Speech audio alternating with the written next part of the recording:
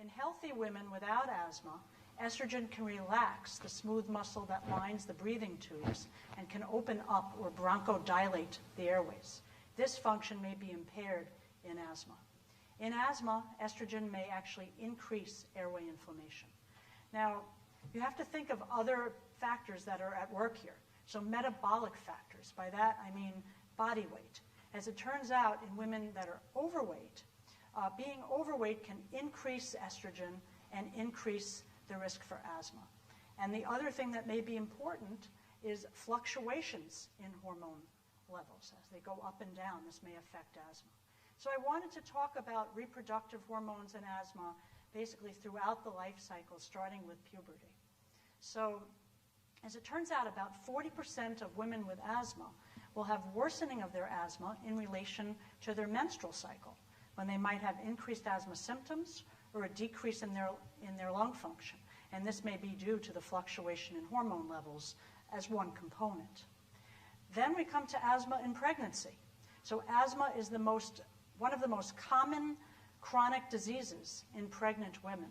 And the rule of thirds applies here. And what do I mean by that? So 1/3 of women with asthma will improve during pregnancy.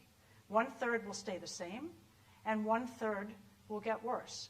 As it turns out, women with the most severe asthma before getting pregnant are often the ones that tend to get better. Why different women are affected differently is not clear. Clearly, hormones are changing during pregnancy. Estrogen and progesterone both increase. And also the mechanical effects of pregnancy. As the abdomen distends or swells, this can push up on the lungs, make the airways smaller, and can impact asthma. So let's talk now about perimenopause and menopause. As it turns out, at age 50, this is the age when asthma attacks peak in women. It's also the average age of menopause for women in this country. So you think about that connection and that transition and the fluctuation in hormones. And in women who have asthma, when this happens, their asthma may be more severe with increased symptoms and decreased lung function.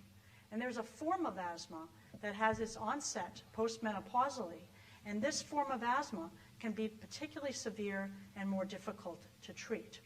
However, being postmenopausal does not increase your risk for new onset asthma as compared to being premenopausal. The only group in which it does this is women who are on hormonal replacement therapy. So in that group, there seems to be an increased risk of developing asthma.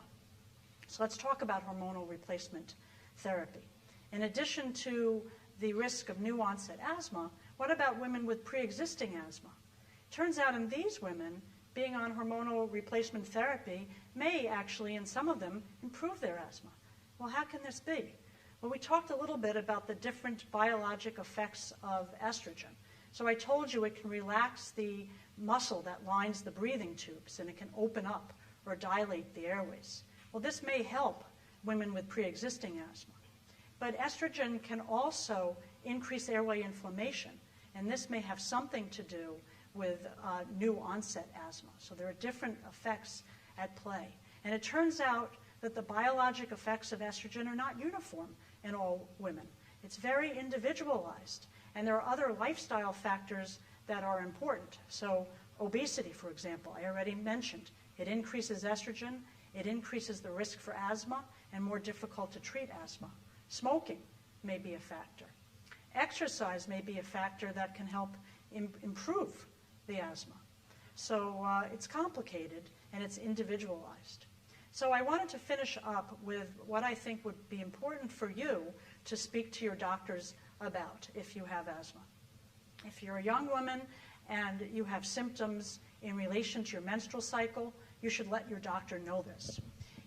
If you are pregnant or you're thinking of becoming pregnant or you know someone who is, they should speak to their doctor because they should be followed very closely during pregnancy in terms of their lung function.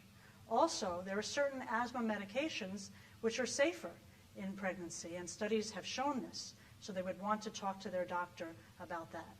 If you're a woman who's postmenopausal and you're considering taking hormonal replacement therapy, the asthma specialist is particularly well positioned to speak to you about the risks and benefits of this and to advise you in terms of your respiratory health. Also, if you're postmenopausal and you have osteopenia or osteoporosis and you have asthma, you should speak to your doctor, because one of the cornerstone medications for asthma are inhaled corticosteroids, and these can have effects on bone density. In terms of what you should do in general, you should maintain a healthy body weight, because as I've said numerous times, being overweight not only increases the risk for developing asthma, but it makes asthma more difficult to treat. You should maintain a healthy lifestyle. You should not smoke. You should exercise. And you should know that, as I said, asthma is a treatable disease, but you need a knowledgeable asthmatologist. You need someone who's going to personalize asthma care, figure out the type of asthma that you have, and design therapy that would be most appropriate for you. And with that, I will stop. Thank you, Gwen. I knew we wouldn't get through the hour without talking about estrogen. We're now going to introduce, we're doing this as a block in terms of lung cancer, Dr. Claudia Henschke, who has pioneered awareness and screening in lung cancer and is really, without, not exaggerating it, changing the face of how we approach lung cancer in this country and worldwide. So you'll talk to us about screening? Thank you. So today, screening is now covered, a major event that the Medicare and Medicaid services will reimburse for CT screening for people who are 55 and older, who've smoked a lot, heavy smokers, 30-pack years or more, and quit within the last 15 years. So that's a major achievement, and that's all public insurers, insurance companies should be covering that. The Veterans Administration will be covering it as a start of this next year. So that's a tremendous achievement, but it's only the beginning because really there are many people still at risk. It's a small percentage, less than 20%, that are covered of people who will develop lung cancer that are covered by the current recommendations. So lung cancer, it's in the U.S., it kills about 160,000 people each year. That's like 2 jumbo jets crashing every day. 30,000 of them are never smokers, and the 2/3 of those never smokers are women. We've also shown that women are at more risk of lung cancer as compared to equally smoking men, equally aged men. So women have a higher risk of lung cancer. They also do better in treatments, and so that's an important part to understand. We really think that screening after you've smoked for 20 years, you should really consider screening. But that would mean that if you started at age 10, by the age 40, you're starting to be at risk of lung cancer. So we hope that with at least the start at age 55 and older, that we can lower the age, and maybe we can develop other techniques to identify those people at risk in a better way. So we started all this back in, more than 25 years ago. And it was back in 1991 when we had very different CT scanners, and we looked at little images on a film. Now we have big monitors that we're looking at, and we can go through that CT scan in less than 10 seconds. That's all it takes. It takes you longer to get on the table and off the table to get that CT screening test. The dose is very low. It's below that of a mammogram, and it's going to keep decreasing because the contrast between your lungs of the blood vessels and of the other structures in the lung and the lung itself is very good. So it can be at the really low, very low dose. And if you're thinking about screening, you really need to go to a place that has the latest technology and the know-how in how to read it. Now, what we've also done, and by the way, this morning there was on NBC there was talking about a whole body scan and the quantitative, but it was not with CT. With CT today, at that low dose, when we do that scan of the chest, we look at your heart. We give you indications of risk of heart disease. We look at the rest of your lungs, not just for lung cancer, but other diseases that you can pick up in the lungs, whether your airways, the ones that bring the air to and from your lungs, whether they're dilated, whether you might have other lung diseases. We can see that. We look at your breasts.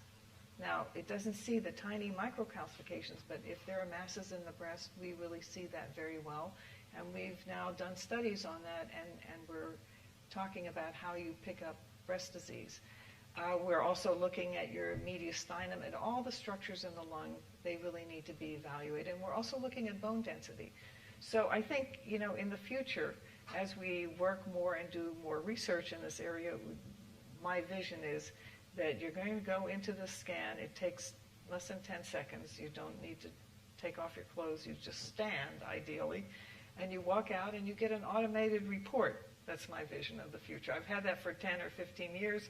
It'll still probably take some time to work it out, and you get a report on your body health of the chest. The abdomen and the other things are things in the future.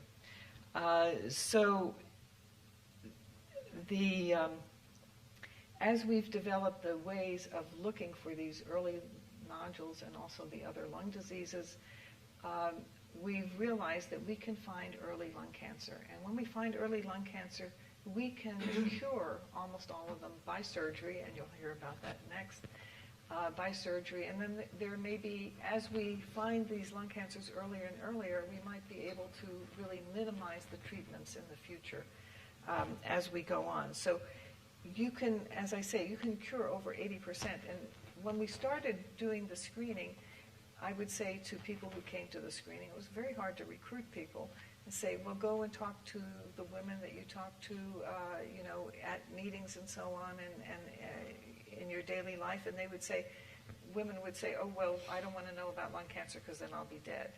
But that's not the right way to think about it, because if you find it early, you really can be cured, a very high percentage. Not everybody, but you can cure a lot of them. So you need to think of it proactively, that you can really do something about it. As we've developed the early treatment, the early diagnosis of lung cancer, we've slowly realized that now how do you best treat it?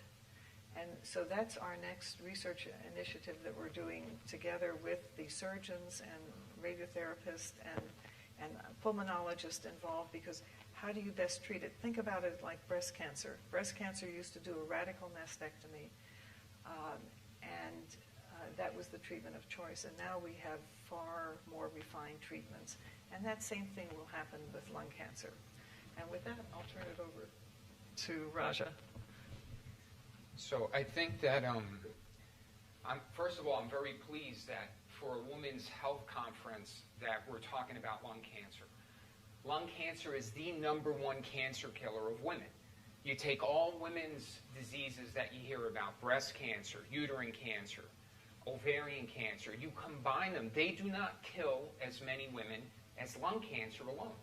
And if you go to the opposite side, men's health, lung cancer kills a lot more than prostate. When you look at the 5-year survival for prostate cancer, 5-year survival was 100%.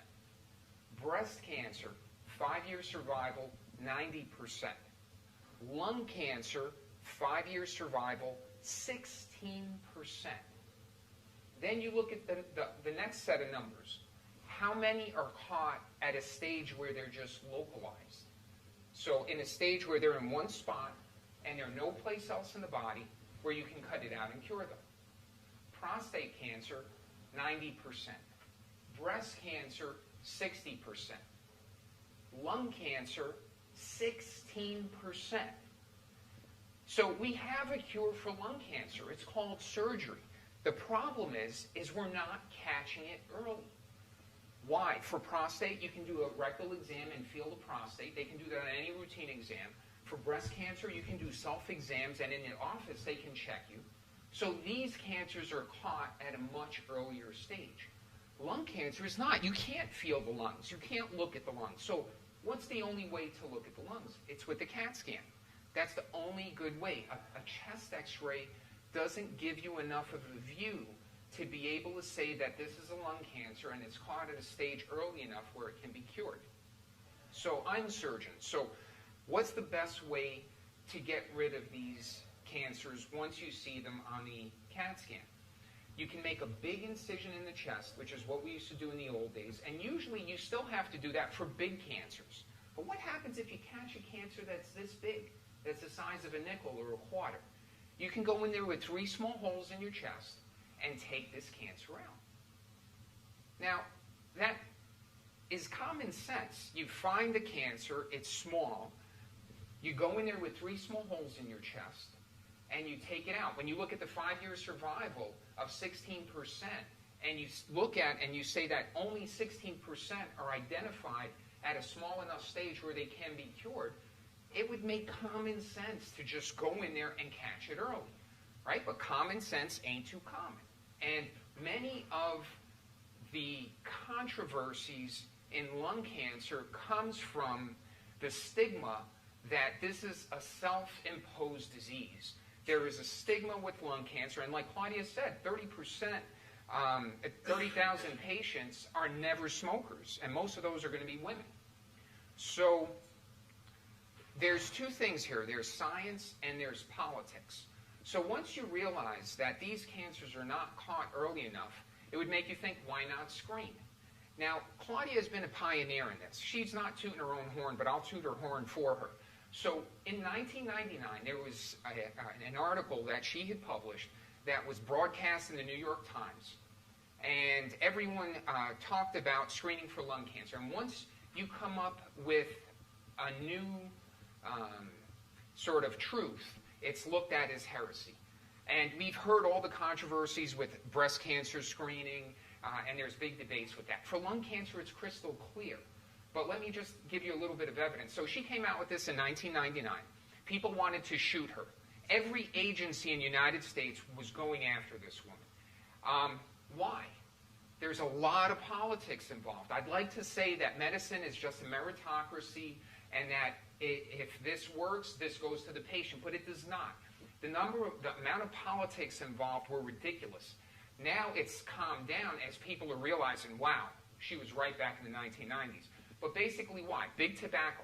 Whenever you got big money on something and a big company that's going to suffer from it, you're going to get pushback. You're going to get lobbyists. You're going to get people influencing the members of Congress to not do the right thing because they're worried about their bank account. So that's one, big tobacco. Who else would not want someone like Claudia to come up with this whole screening concept? Could it be the NIH or the NCI? In our field, when you're doing research, there are a lot of people who are battling for resources, for NIH money, for grants. And they do not want to see all these resources going to someone who actually got the answer right. So what did they do? They constructed this trial to prove her wrong. It was called the NLST trial, and it came out a couple of years ago. And it was a randomized trial of CAT scan to X-ray to screen patients. They had to stop the trial early because it showed such a big difference that they could not dispute it anymore. Now, what's the new battle with lung cancer and lung cancer screening? It's the guidelines. These guidelines have been narrowed so much by experts who are proven wrong, by Claudia, and experts who have, for some other reason, whether it's somehow being influenced by big tobacco, being influenced by the NCI or the American Cancer Society, we're at odds with these results. What was the name of the guy? Upton Sinclair. A man will not, how does it go again? A man will not understand something if his livelihood depends on it. That's correct. And that's basically what's been going on. So, basically, the guidelines now are the new battle. They want to limit it to a small number of patients so that they don't seem as wrong as they once were. Now, if you look in the New York Times today, there's a big paper about public housing and secondhand smoke. Secondhand smoke is really a big killer, but that is also trying to get swept under the rug because, yes, if you smoked, you did this to yourself. But God forbid that you're hurting other people. They don't want that to get out, right? But it's already accepted by the Surgeon General. We recently just published a paper looking at the effects of unrecognized secondhand smoke.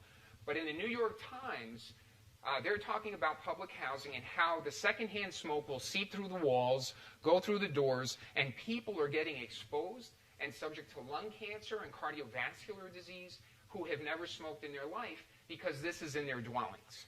So that's the next battle. When you look at the fact that Claudia had determined that lung cancer screening works without this big randomized trial, which of note cost $250 million, it took place in like 35 states in the in our country.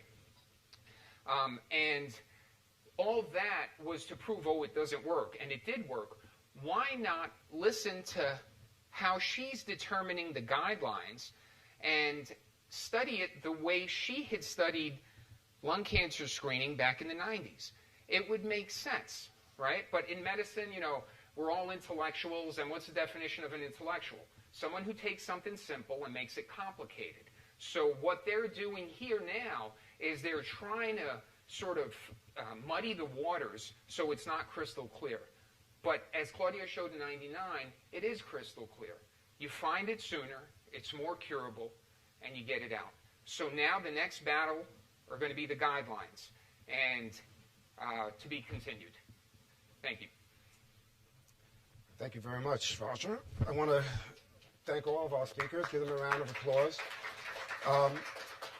Before I open to question and answers, number one, this is the promise of the Respiratory Institute, a multidisciplinary group of physicians coming together, bonding together, so that, Claudia, when I heard you talking, I imagined as we go through the airport and we get our screen to get past security, we get our report telling us of our health. And that will be that's your next project, okay? So that if we're going to get radiated, if we're going to get radiated anyway, we might as well at least get a health report. And that's the promise of the Institute. I'm going to take chairman's prerogative. I see a lot of friends in the audience. So before you get to ask us questions, I'm going to ask you a question. I'm not putting anybody on the spot. But I'd like everybody to raise your hands if you've had somebody in your life who's been touched by respiratory disease, a lung disease. Please look around. Everyone. Everyone. Everyone in this room has been touched by lung disease, the epidemic. You've heard it here. So that's my question to the audience. I now open your questions to our speakers. Oh, please, you must have. There we go. She's a plant, by the way. No, I'm not. Okay. But we didn't discuss this. We didn't discuss it, but okay. So my mother smoked her entire life. And obviously I grew up with a lot of secondhand smoke. Since I got her a little late, I apologize. Are there guidelines for secondhand smoke exposure? And at what point should I be worried? Do I get screened? What's the advice? Okay. Well, as you've heard, Claudia has been pushing that envelope, so maybe I'll open it to you first, and Raj, you can chime in. So at the moment, the guidelines do not include secondhand smoke as a risk factor, but that's incorrect. It does give you a higher risk of cardiovascular disease, of lung diseases as well, and of lung cancer. But it has to be done still in the context of a project, and we do have a project. We screen never smokers. That means you've never smoked more than 100 cigarettes in your lifetime. So if you puffed it once or twice, you qualify. And 40 and over. So, and we find cardiovascular disease and lung cancer. So that's available, but it's available in a research setting. And it's provided at no cost at our place because we have research funding for that. It will be some time before that really is added as a risk factor. We keep working on it in the guidelines because really it should be an additional risk factor, just like occupational exposure is. Any further questions? Yes, please. Are there any symptoms of lung cancer? What happens? They're very late, and really the pulmonologists and surgeons can tell you more about that. But your lung doesn't have pain fibers. So until the cancer is big enough to press on structures that give you coughing up blood or pain or so, it's late. And that's what we tried to show in that CT screening for lung cancer, that even the chest x-ray finds it too late. With the CT, you find it when it's the size of a grain of rice, and you follow carefully to sort out which ones are cancer and which ones are not. but it just makes a big difference to find it early, because then you don't have metastases. I mean, the classic story you hear, you had a person who had a chronic cough, and they went to a doctor, and they got their x-ray, and they had a cancer. Found on x-ray, the survival rate is in the numbers that Raj recorded, 15, 20%. That's the problem. The symptoms are non-specific, you know, a cold that doesn't go away, a cough that doesn't go away. Too late. By the time we wait for symptoms, we're doomed. I've been doing this for 30 years. Lung cancer, you know, like pretty much 1 out of 4 was going to survive if we were lucky by the time they walked into my door with a symptom. So unfortunately, symptoms are not the way to discover lung cancer. And if you have one, it's probably already, the horse has left the barn. Yes, please. So if one was an ex-smoker, how often would one get a CAT scan in order to have a proper, you know, to be able to? Well, it should. You gotta catch it before it's Yes, so you really, at the moment, we would say come every year, because if we can't see it or it's tiny, we can catch it early enough by the next year. So it should be an annual process. As we learn more, we might be able to have it be less frequent, but at the moment, it should be every year. If you gave up smoking 35 years ago, how often should you, I mean, and you've had the scans, how often should you repeat them? Well, when you quit smoking, you decrease you no longer increase your risk of lung cancer, but the risk of lung cancer is higher than somebody who's never smoked, and it remains that way for the rest of your life. So your heart disease, the risk goes down in 3 or 4 years, but not for lung cancer. So really, you should continue it until, you know, as long as you hope to have a life expectancy of at least 5 years. We say continue it annually, but just make sure it's low dose that you're getting. See, but that's a big problem in that the guidelines would exclude someone like that, even though they're at higher risk of having lung cancer. Another thing about the guidelines, President Obama, I think we all know he smoked. He doesn't fit the guidelines, but you know what? This guy's been screened. So that tells you something. Every year. Every year. How many people have daughters or granddaughters under the age of 25 in the room? Okay, young girls smoke, right? Helps control their weight. It's cool, okay? Tell them that they are going to have a lifetime risk, right? You already are, unfortunately, given the risk of breast cancer, right? So you have to get that screened because you're given breast in life. Well, guess what? Your daughters who are smoking are taking on a second risk. And that risk will never go away. And when they come to my office at 40 and 50, I have to have a conversation with them about, well, yeah, you got to get your mammogram, and by the way, you have to get your CAT scan. Tell them that, because they're going to now have to face this discussion of maybe having yearly x-rays after the age of 40 because they wanted to smoke when they were in their 20s, because that risk never goes away. I have 4 daughters. I beat them over the head with this, okay? And you got to get them when they're young. So, again, it's an epidemic and no one talks about it. We talk about breast cancer all the time. Please. If someone in your family had lung cancer from not smoking, is it something that can be hereditary, or is it purely your environment? Well, there is an increased risk if it's in your family. Maybe everybody was exposed to secondhand smoke as well. But there are probably genetic components as well. And so you do have an increased risk of lung cancer. Back, please.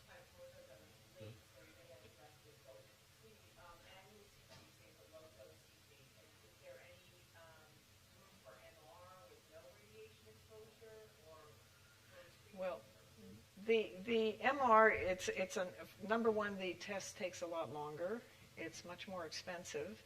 But the key problem is, and we've all tried to think about that, is that it just doesn't see small nodules because you're having to breathe. You can't hold your breath.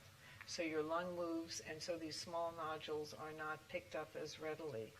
I think technology is going to keep changing. So as we go along in the next 10 years, there should be advances in technology and blood tests and so on. But at the moment, the CT is very good, and it's getting down to the low dose of a chest X-ray. And nobody's ever worried about having annual chest X-rays. together with mammograms and anything else. I mean, I think the hope in the future is for us to put, Claudia out of business, because the radiation issues is discussed about. So you've everyone heard of the cancer sniffing dog? Okay, there we know that certain cancers can offload certain organic compounds that can be detected. There are biomarkers that we're hoping to look forward. So hopefully screening in the future will be some combination of radiography and biomarkers, be it exhaled gases or blood test. We're all waiting for that, and I think it will be a combination going forwards, because I cannot tell you how much time I spend talking about radiation, and I'm not a radiologist, because it's on your minds, particularly on women's minds, because of the issue of mammograms. Well, it's going to get better and better, and you can easily test those new tests by combining them with the CT scan and really doing the same thing we did initially, looking at 1,000 people. You can get the answer in 2 years for any of these new tests, and hopefully we'll get better and better. And the buzz is we're talking about screening. That's the buzz here, whereas, before Claudia, no one talked about really screening in lung cancer. So. Is your institute doing anything about getting the word out to doctors to tell their patients to go for CAT scans? I mean, I go for a checkup every year. I think I have a wonderful doctor, but I haven't been told. Well, Raja and Claudia have run that. Raja runs a course. I think that's a great question. Every year we run a course where we're trying to educate other doctors in the tri-state area. I think we got to educate doctors around the world, but it's a course that's being put on this year. Was it December 6th? 4th or 5th? And where we're talking about screening, inviting all the doctors from the tri-state area, and actually people who've come from all over. But they don't have to be doctors. They can be actually nurse practitioners, physician assistants, anybody that's in the front line. Or what we have also done, we've tried to educate just the communities, lay people. What you'll find are that family members, specifically daughters, like to show up to these things to make sure that they're taking care of their families. Their mom, their dad may have a smoking issue. But I think it's important to educate other doctors on the nuances of screening, because it's not just a one-time thing. It's a process, and you don't want a team that has a quick trigger finger. So the last thing you want if you're being screened is to be with a surgeon that has a quick trigger finger, who right away is going to go in there and start cutting you open. Claudia has shown in numerous studies how we can do this in a way where we can minimize unnecessary intervention.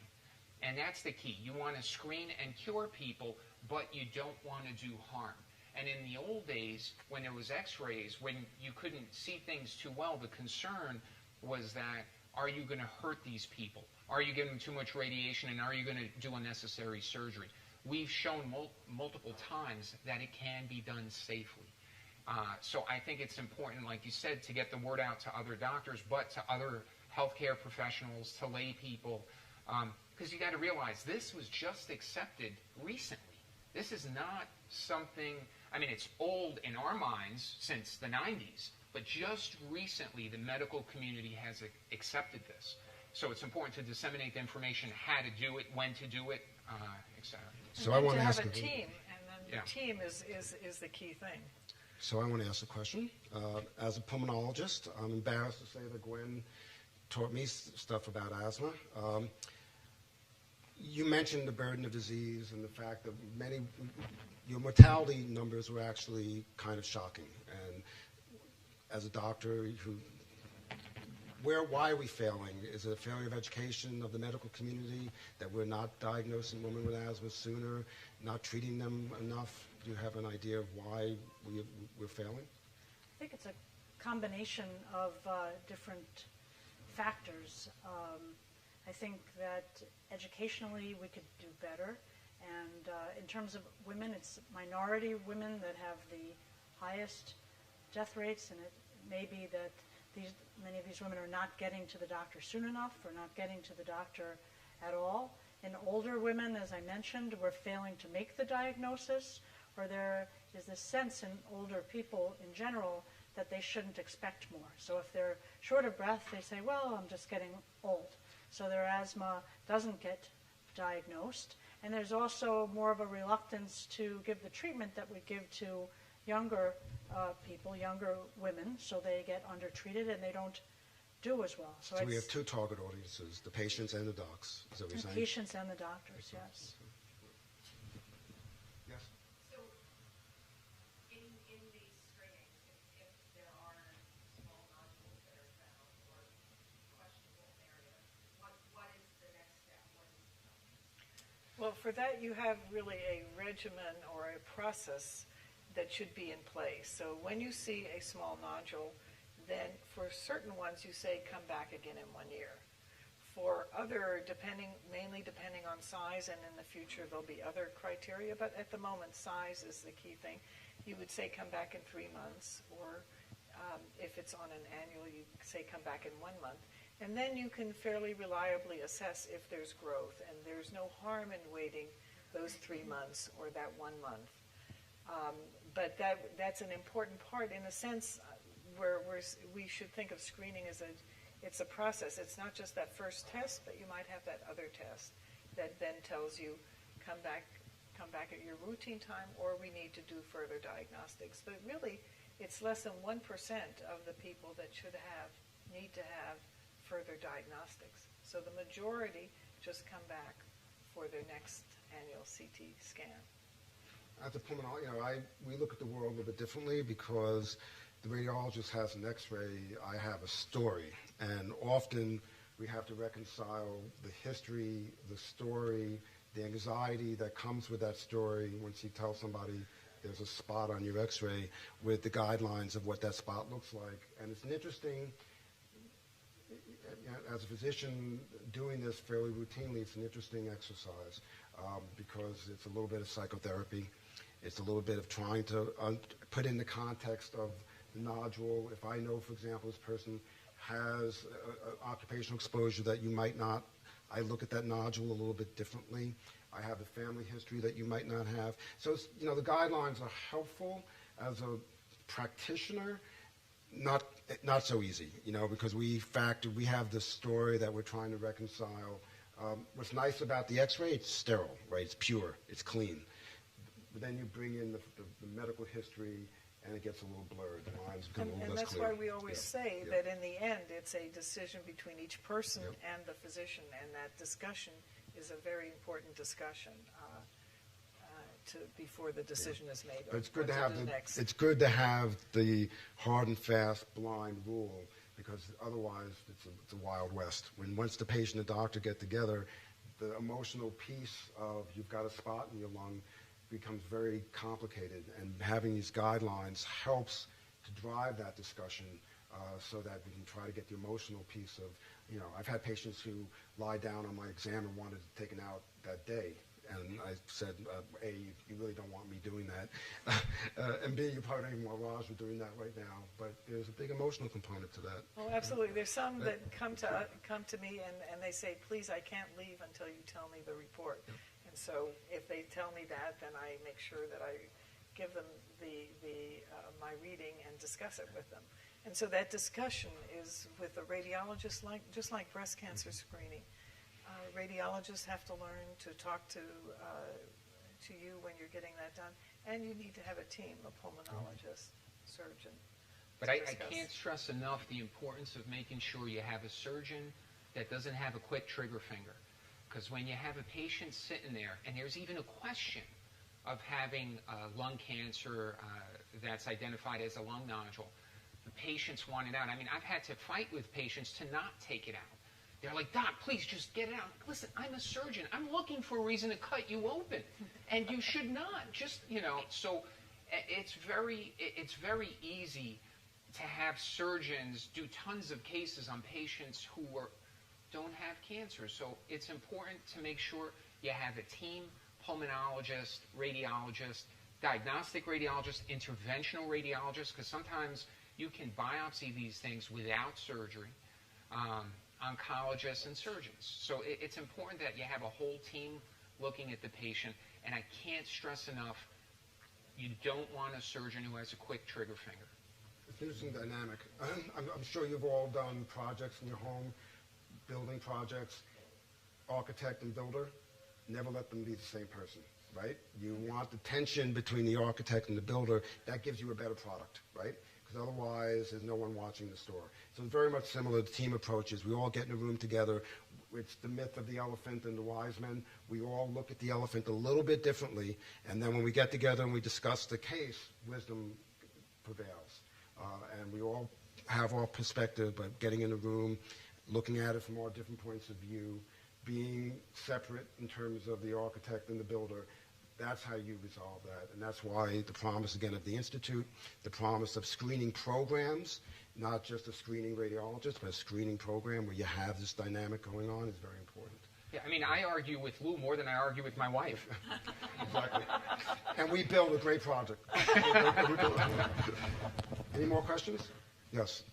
I've been reading about precision medicine, which I really don't quite understand. Is there anything in the treatment of cancer after surgery involving precision medicine, or? So that's a term, I can imagine what it means. I'm not sure I've heard it myself. Has anyone? There was an advertisement in yesterday's Okay. Well, So- it means personalized. Personalized. It's So very I was going to personalized. interpret in terms of personalized medicine. I think you heard that. I think from Gwen, you're hearing it from us. Data is global. Data is statistical. It helps guide decision making.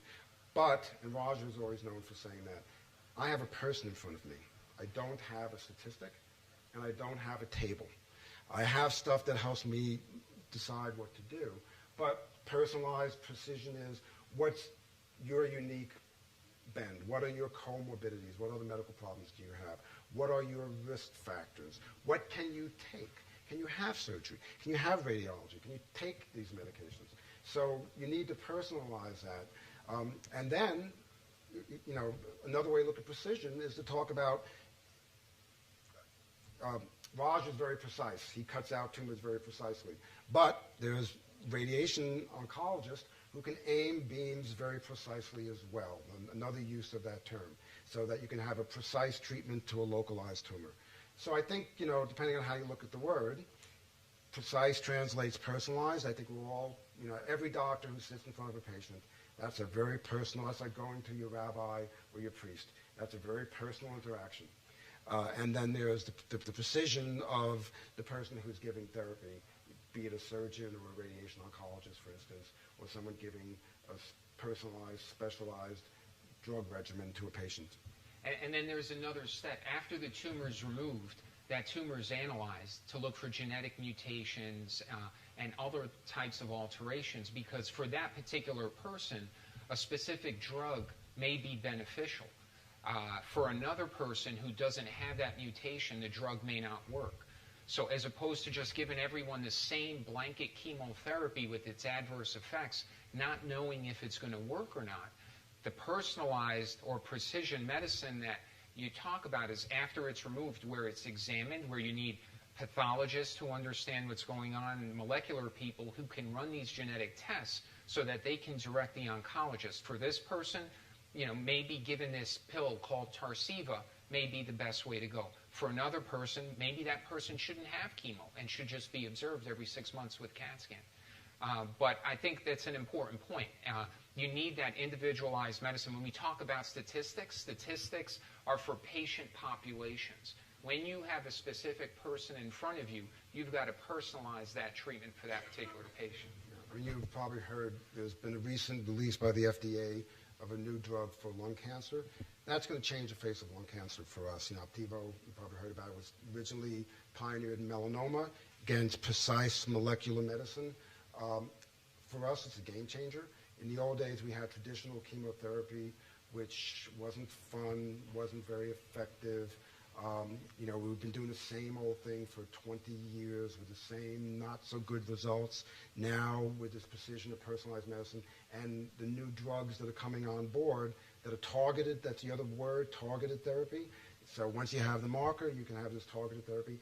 And these drugs, we think, are kinder and gentler in terms of person's quality of life. Many of them are oral, many of them are simple infusions. They're not your grandmother's chemotherapy that really, you know, did more harm than good. So the other hope, aside from the diagnostics and the screening, is going to be the therapeutics. And there's a whole class of these drugs coming online, and in the next 5 years, there will be many choices, much like in breast cancer and other cancers. We didn't have a lot of choices, really. It was surgery, and then after surgery, everything else was kind of not so good. Now we're catching up in terms of more targeted, precise medicines. But it's still going to be, all of these Yep. new drugs that are being developed are still going to be more effective when you find it early. Correct. So the earlier part is still an important part, and there are all these exciting new developments that will really be beneficial. Any more questions? What number do you call to get a Oh, I can There we give you go. that. 212-241-28, sorry, 241-2420. 2420? Yeah, 212-241-2420. But before we go to screening, stop them to quit smoking. Stop. That's the first #1 step, is go home to your daughters and your granddaughters right now and smack them and take that cigarette and get it out of their hands. Then if they smoke, then screen. I'm sorry. What are you recommending the screening for? I mean, is there criteria like how many years you smoked? Is it for somebody who never smoked? Or is it just... Well, as I said, the guidelines, the national guidelines are now 55 and older, having smoked 30 pack years total, and quit within the last 15 years. We would say that it should really be broader, at least 50 and older, and with less of a smoking history. Our first study had 10 pack years, but they were older. So the guidelines are 55 and older, that's accepted. Certain guidelines say go down to age 50, 20 pack years. And if you're concerned, come and talk to anybody, and then there are programs such as ours that in a research setting where you report ongoing on the results. It's 40 and older. 40 and older, whether you've never smokers as well as smokers or former smokers. And with each of those meetings, we always talk about smoking, quitting smoking if they've smoked, or not starting Not that smoking. anybody in this room needs that pep talk, right? I saw some other hands here. Yes. Okay. All right. I thank you for inviting us. I thank you for the group to recognize that women are suffering from lung diseases. Please go out and spread the word to your sisters and your daughters. Thank you. Okay. And granddaughters. Okay. Thank you. Thank you. Thank you.